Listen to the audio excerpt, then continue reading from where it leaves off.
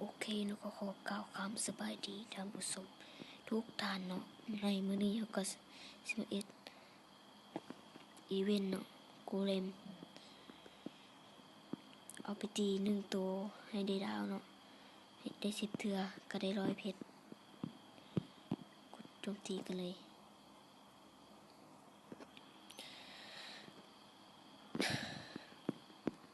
เอาอิดเนาะก็เฮ็ดแบบง่ายๆเนาะโกเลมปล่อยตัวนึงลืมปล่อยโกเลมลงก่อนก็แล้วเนาะ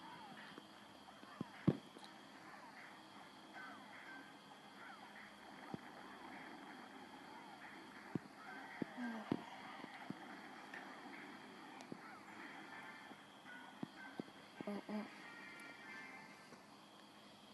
1เทื่อแล้ว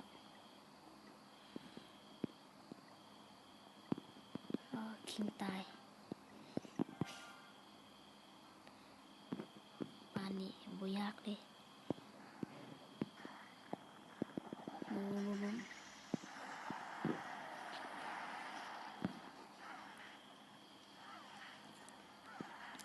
เขาเก็บได้ 50% เลยเนาะเก็บได้ 50%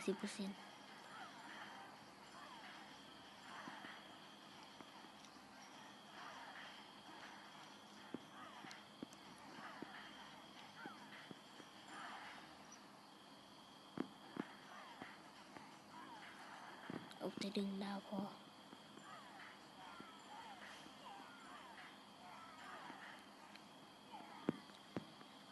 เทสลามันโผล่ขึ้นมายังโหดเลยคิงตายอีกแล้วคิงนอนกลับไปนี่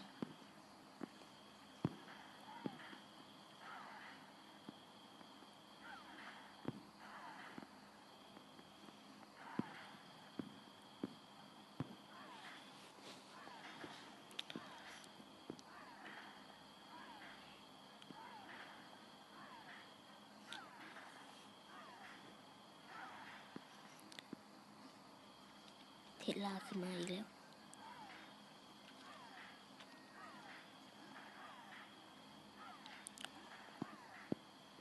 ดีดาวกดออกเลย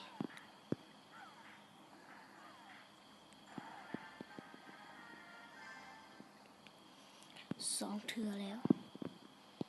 ใส่เพชรแมนเลยบ่ต้องสน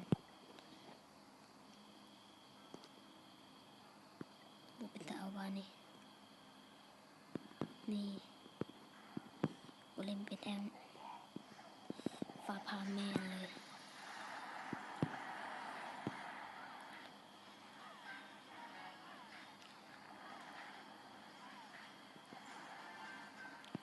ได้แล้วนึงแล้วก็ออกตัว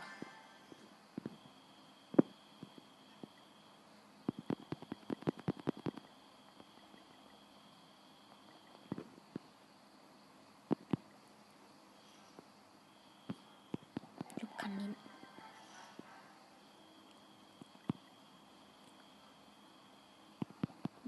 โอ้ย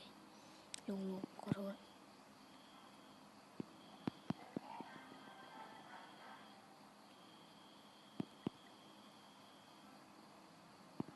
นี่ก็บ่เอาอีกแล้ว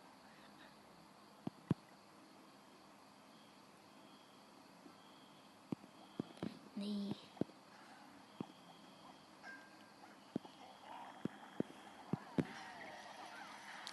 บุเดียวก็แตก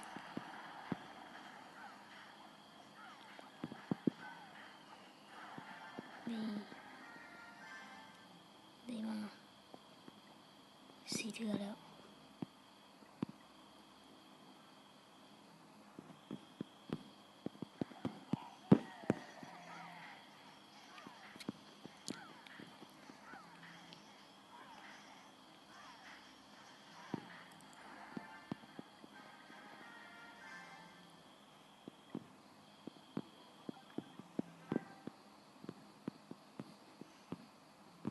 พอดี5เทื่อแล้วอ้าวเป็นยังวะ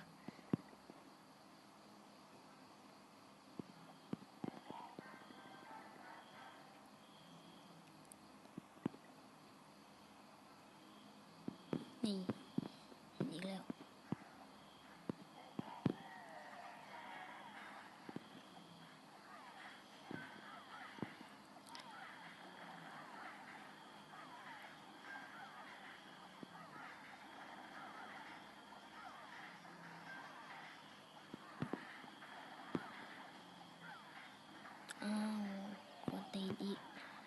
ทิ้งแต่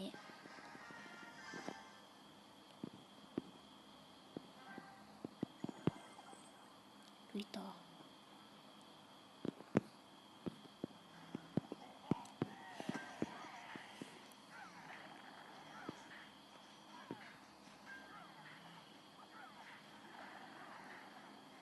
แต่คิดเถื่อเลยอีก3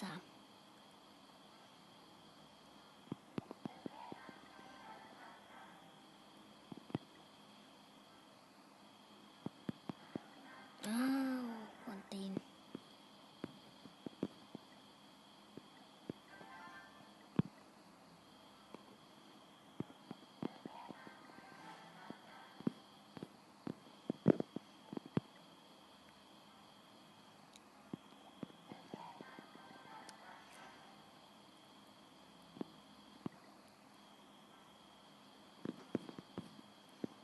ใน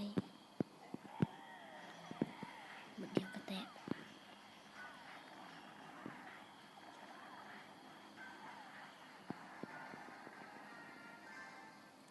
อีก2เทื่อกระจกไวๆ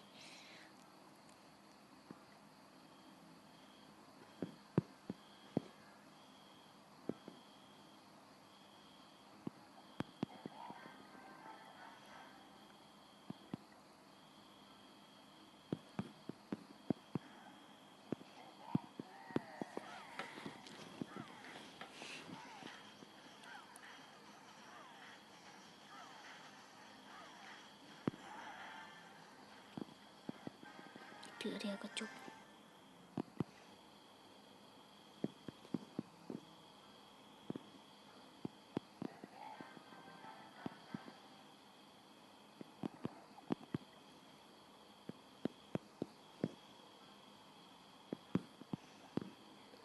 สายผิด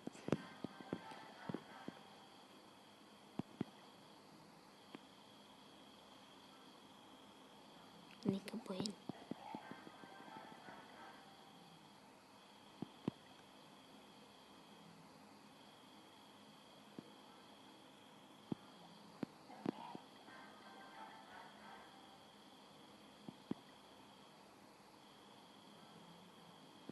นี่เทื่อสุดท้าย